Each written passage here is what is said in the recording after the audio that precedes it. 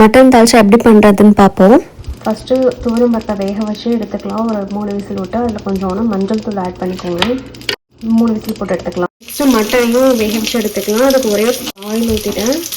அதுக்கப்புறம் ginger garlic paste போடணும். போட்டுட்டு லைட்டாக வதக்கிடுங்க. 1/2 டேபிள் ஸ்பூன் மிளகாத்தூள் போட்டுக்கோங்க.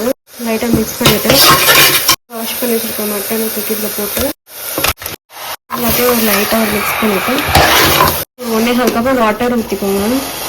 சால்ட் ஆட் பண்ணிவிட்டு ஒரு 4 to 5 விசில் விட்டு எடுத்துக்கோங்க. ஒரு பேனில் 2 ஸ்பூன் எண்ணெய் ஊற்றிட்டு ஸ்பைசஸ்லாம் போட்டுட்டு கட் பண்ணி வச்சுருந்த ஆனியனையும் பச்சை மிளகாயும் போடணும். போட்டு நல்லா மிக்ஸ் பண்ணுங்கள். Tablespoon ginger garlic paste போட்டுட்டு மிக்ஸ் பண்ணிக்கோங்க. டொமேட்டோ ஆட் பண்ணிக்கோங்க.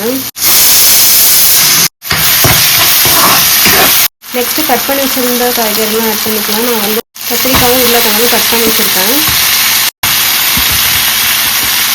போட்டு மிக்ஸ் பண்ணுங்கள். இதுலேயே போட்டால் பண்ணிக்கோங்க. ஒரு spoon chilli powder, 1/2 spoon garam masala, 1 spoon coriander powder, கொஞ்சம் மஞ்சள்தூள், கொஞ்சம் ஜீரகத்தூள் எல்லாத்தையும் மிக்ஸ் பண்ணிக்கோங்க. இதில் நம்ம வேக வச்சு எடுத்துக்கிட்ட மட்டன் ஆட் பண்ணிக்கோங்க.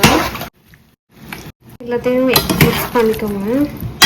இதில் வேக வச்ச தண்ணியையும் ஆட் பண்ணிக்கோங்க. இதுக்கு தேவையான அளவு உப்பு போட்டுக்கோங்க. இது ஒரு 10 மினிட்ஸ் நல்லா கொதிக்கட்டும். எல்லாமே வெந்துருச்சு. இப்போ பருப்பு ஆட் பண்ணிக்கலாம். பண்ணிவிட்டு எல்லாத்தையும் மிக்ஸ் பண்ணிக்கோங்க. நெக்ஸ்ட்டு மாங்காவையும் போட்டுட்டு தேங்காய் பேஸ்ட் அரைச்சி வச்சுருக்கேன். 2 டேபிள் ஸ்பூன் போட்டுக்கோங்க. போட்டு மிக்ஸ் பண்ணிக்கிட்டு இது ரொம்ப திக்காக இருக்குது, அதனால கொஞ்சம் தண்ணி ஆட் பண்ணிக்கணும். அதுக்கப்புறம் புளி தண்ணி கரைச்சி வச்சுருக்கேன், ஊற்றிட்டேன். இது ரொம்ப திக்காக இருக்குது. இப்போ தண்ணி கொஞ்சம் அட்ஜஸ்ட் பண்ணிக்கலாம். எல்லாமே வெந்துருச்சு. நல்லா கொதிச்சு வரப்போ கருவேப்பிலை போட்டுக்கோங்க. பெருஞ்சீரகத்தூள் போட்டுக்கோங்க. கொஞ்சம் மல்லிக்கீரையும் போட்டுட்டு கொஞ்சம் கொதிக்க விட்டுட்டு ஆஃப் பண்ணிக்கலாம்.